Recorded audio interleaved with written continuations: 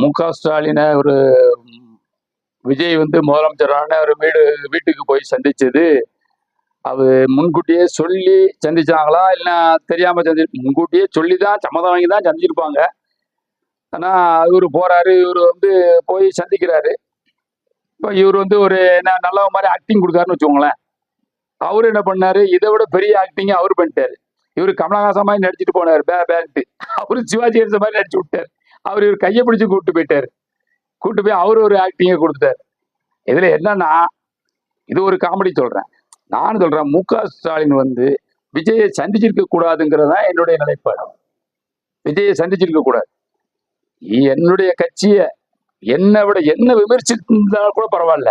ஆனா என்னுடைய கட்சியை நீ வந்து தீய சக்தின்னு சொன்னது, பவள விழா பாப்பான்னு சொன்னது, இதை வந்து என்னால ஏத்துக்கொள்ள முடியாது. அது தப்பு. அதுக்கு நீ வந்து அதுக்கு நீ அந்த அப்படி ஒரு பெரிய தப்பை செஞ்ச உடனே எப்படி நான் வந்து வரவேற்க முடியும்? அதனால முன்னக்கூட்டி அவர் அனுமதி கேட்டிருந்தார். இல்ல வேண்டாம், இப்போதைக்கு வேண்டாம், நான் விரும்பல அப்படின்னு சொல்லியிருக்கணும்.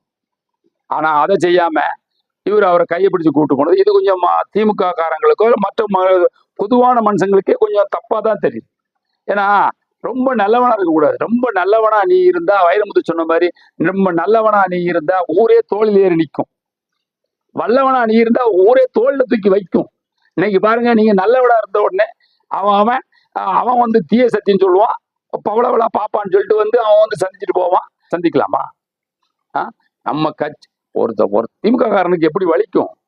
நம்ம கட்சியை பார்த்து போர்னா போர் மாதிரி இருக்கணும். சும்மா போட்டுட்டு அவன் என்ன வேணாலும் சொல்லுவான். அப்புறம் வீட்டுல வந்து கை விட்டு போறதுக்கு இது என்ன? மறுபடியும் போய் என்ன பேசல பாருங்க. குளத்தூர்ல வாங்கினது உங்களுக்கு வந்து தெரியலையான்னு கேக்குறாப்ல. அப்ப இது என்ன அரசியல் பண்றீங்க? இது என்ன அரசியல்? அவரு அப்புறம் அப்ப வந்து அதான் இப்ப பாருங்க, நீங்க நல்லவரா இருக்கனாலதான் கூட்டணி விட்டு அங்க போயிட்டு அவரு ஸ்டாலின் இப்ப அவர் ஆராசா ஒரு சோத்துல உப்பு போட்டு திங்கிறவர், அவரு ஒரு கண்டனத்தை தெரிவிக்கிறார். அவர் ஆர்எஸ் பார்த்து சோத்துல உப்பு போட்டு வீரமா பேசுறாங்க. இதுக்கு அவங்க எதிர்வினையை பாருங்க. இது ஸ்டாலினே செய்ய. அப்ப ஸ்டாலின் ரொம்ப நல்லவரா இருப்பாரு, நீங்க எல்லாரும் எங்க வேணாலும் போய்க்கிறீங்களா? இததான் ரொம்ப நல்லவனா இருந்தா தோல்ல ஏறி நிப்பான். அவனை செமத்த முடியாது. அவ்வளவு பயிலும் தோல்ல ஏறினா எப்படி செமக்க முடியும்? நம்ம வல்லவனா இருந்தா அவன் நம்மள தூக்குவான். இதை முதல்ல மு.க. ஸ்டாலின் புரிஞ்சுக்கணும். ரெண்டாவது, இவரு அதுக்கப்புறம் வந்து நல்லா இன்னொன்னு கவனிச்சீங்கன்னா, இவரு நிறைய பேர் சந்திக்க போனார். அதாவது இவர் சந்திக்க ஒரு சீன் போட்டார். ரொம்ப நல்லவன் மாதிரி சீமான் வீட்டுக்கு போனாரு, வைகோ வீட்டுக்கு போனாரு, அன்புமணி ராமதாஸ் வீட்டுக்கு போனாரு, அதுக்கப்புறம் மு.க. ஸ்டாலின் வீட்டுக்கு போனார். இந்த அன்புமணி ராமதாஸ் வீடு, வைகோ வீடு, சீமான் வீட்டுல எல்லாம் அவங்கவுங்க மனைவி மாதிரி நின்று இருந்தாங்க கூட.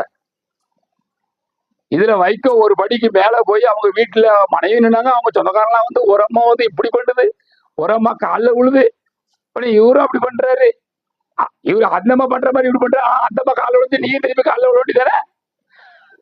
காலில் விழ வேண்டியதானே நீ? அப்போ அதுல உஷாரா இருக்காப்புல.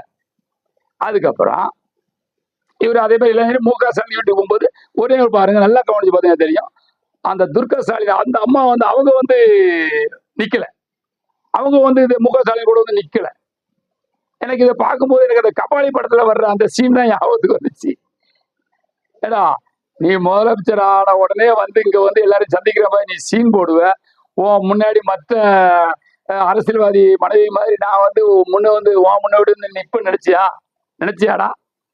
துர்காடா, துர்கா ஸ்டாலின்டா, உதயநிதி ஸ்டாலினோட அம்மாடா அப்படின்னு சொன்னது உண்மையிலே அது பாராட்டப்பட வேண்டிய விஷயம். அதை நான் உண்மையிலே பாராட்டுறேன். வாழ்த்துக்கள்.